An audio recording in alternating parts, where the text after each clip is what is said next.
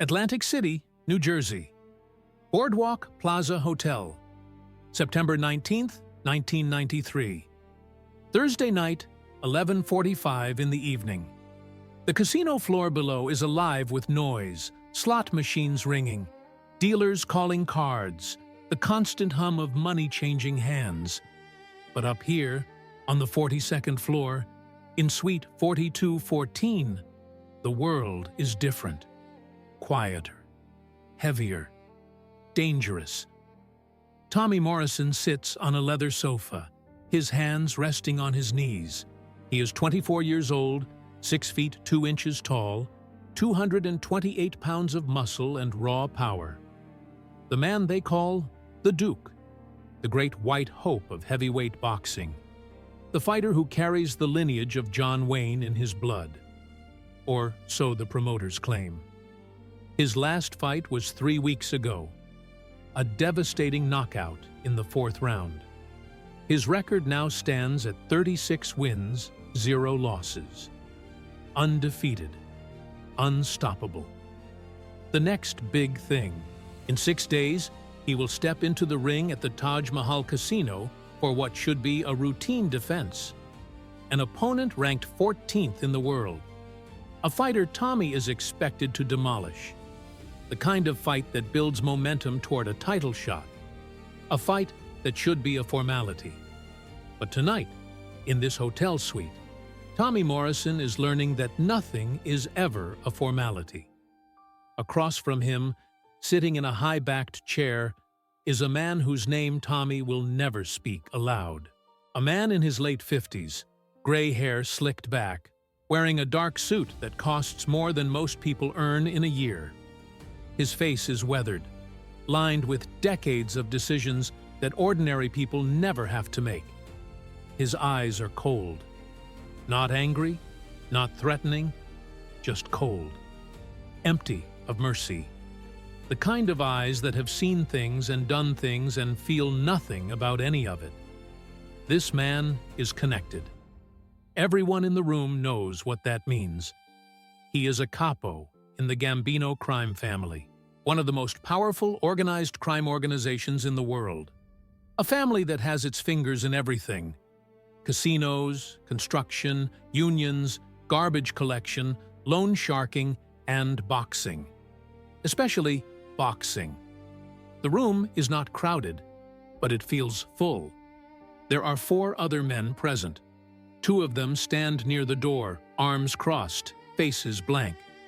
Soldiers, enforcers, men who do not need to speak because their presence says everything.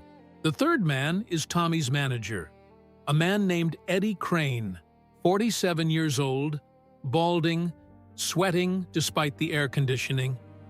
Eddie sits in a chair against the wall, his hands trembling slightly. He knows why they are here. He knows what is being asked. The 4th man is Tommy's trainer, an old boxing lifer named Ray Cobb. Ray stands near the window, looking out at the Atlantic City skyline, his jaw clenched. He has been in this sport for 42 years. He has seen this before. He knows how this goes. The capo speaks. His voice is quiet, almost gentle. He does not need to raise his voice. Men like him never do. Tommy, he says, you are a smart kid, a talented kid. You have a future. I respect that. I respect what you have built. 36-0. That is impressive. That takes discipline. That takes heart. Tommy does not respond. He stares at the man, waiting. The capo continues. In 6 days, you fight. The whole world is watching. Odds are heavy in your favor, 9-1. People are putting serious money on you. Serious money. You understand what I am saying? Tommy nods slowly. I understand. Good, the capo says. Then you understand that sometimes, in this world, things are bigger than one fight. Sometimes what happens in the ring is not about who is the better fighter. Sometimes it is about business, about balance, about making sure the right people win and the right people lose. He leans forward slightly. His cold eyes lock onto Tommy's. This fight in 6 days. You are going to lose. Tommy's stomach drops. He feels the weight of those words settle over him like a concrete blanket. For a moment, no one breathes. Eddie shifts in his chair, the leather creaking loudly in the silence. Ray turns from the window, his face grim. Tommy finds his voice. "I am not losing," he says. His voice is steady, but there is an edge to it. "I have worked my whole life for this. I am undefeated. I am not throwing a fight." The capo does not react. He simply sits there, watching Tommy with those empty eyes. Then he speaks again, and his voice has not changed. Still quiet, still gentle, still absolutely terrifying. "You misunderstand me," he says. "I am not asking you. I am telling you. This is not a negotiation. This is information. You are going to lose this fight. You are going to make it look good. You are going to go down in the 8th round. And when you do, a lot of people are going to make a lot of money, including you." He gestures toward a briefcase sitting on the coffee table between them. "Eddie brought you here because he knows how this works. In that case is $250,000. Cash. Clean. Untraceable. That is yours. You take the money, you take the dive, you move on. Nobody gets hurt.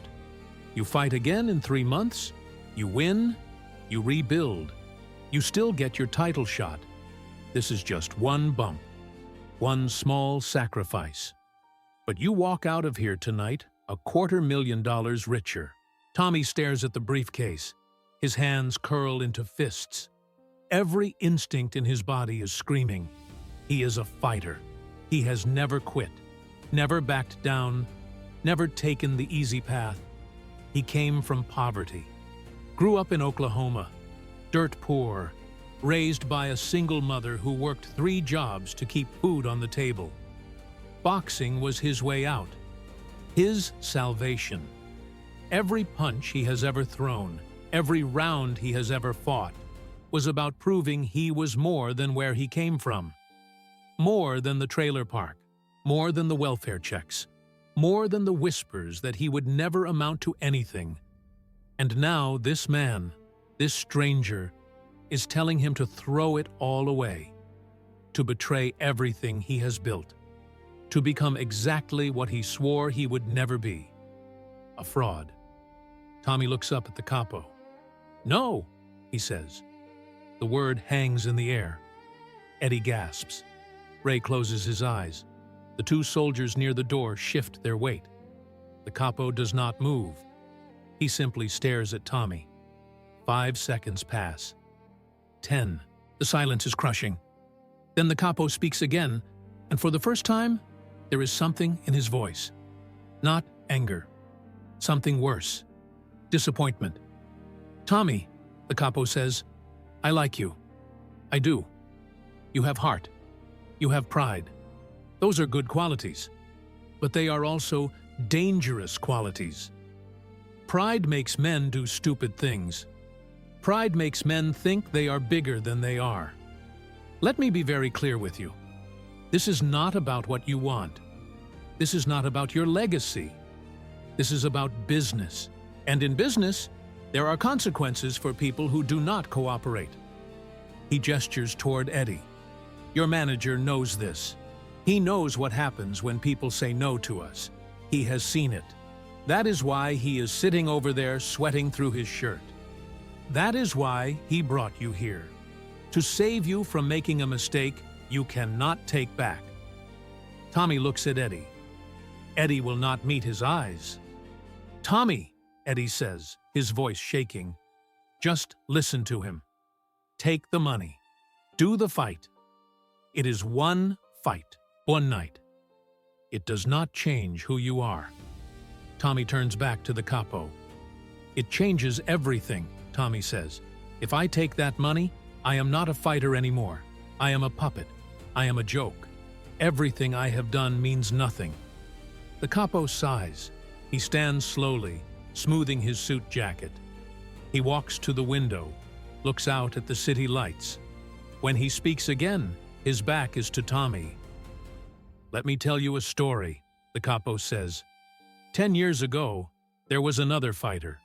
Good kid, talented, undefeated, just like you. We came to him with the same offer. Same briefcase, same deal. He said no.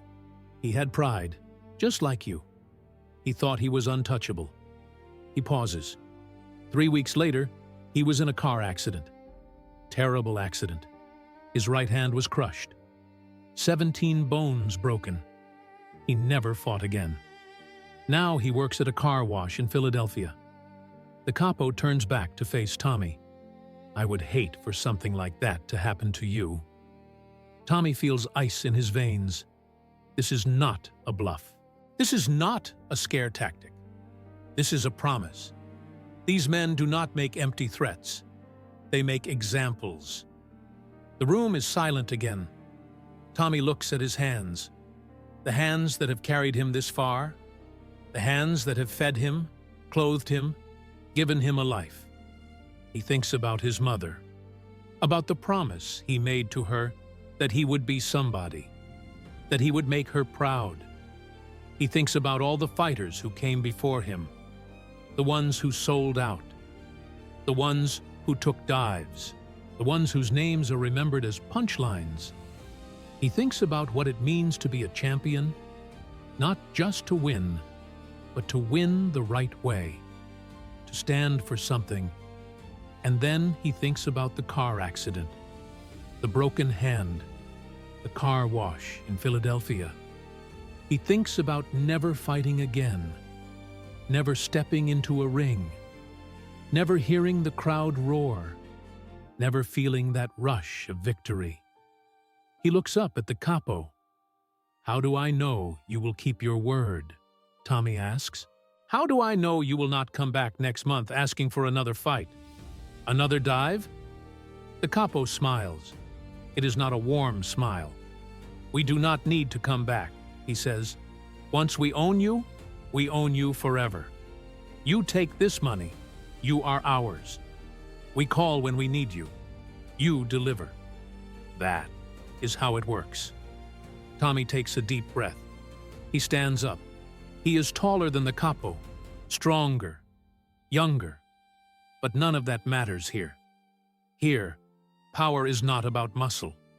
It is about fear, about control, about knowing which levers to pull. "I need to think about it," Tommy says. The capo shakes his head. "No," he says. "You decide now, tonight.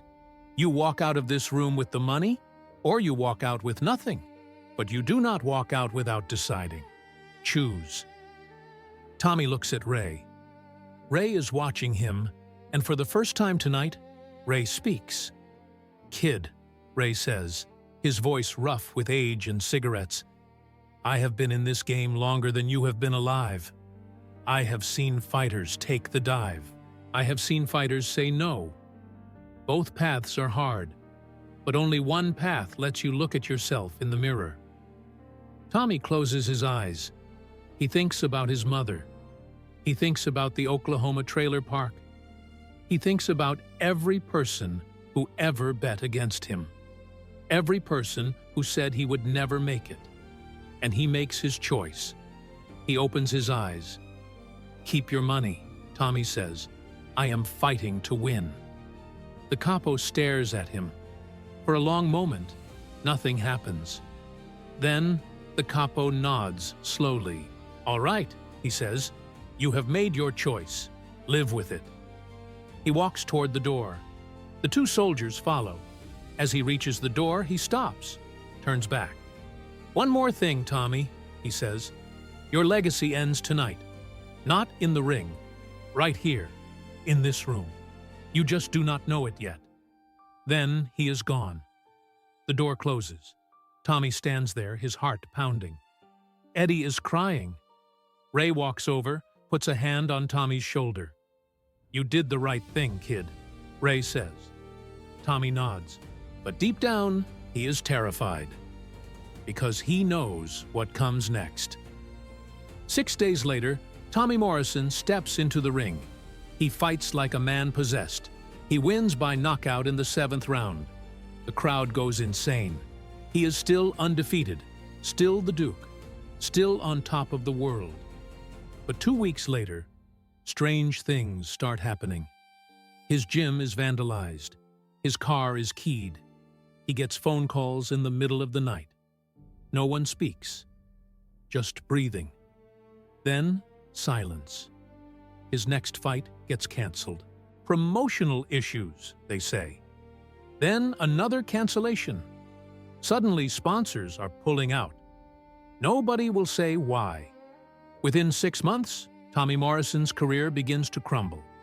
Not because he cannot fight, because doors are closing. Opportunities are disappearing. The machine is turning against him. And Tommy understands. This is the price. This is what happens when you say no.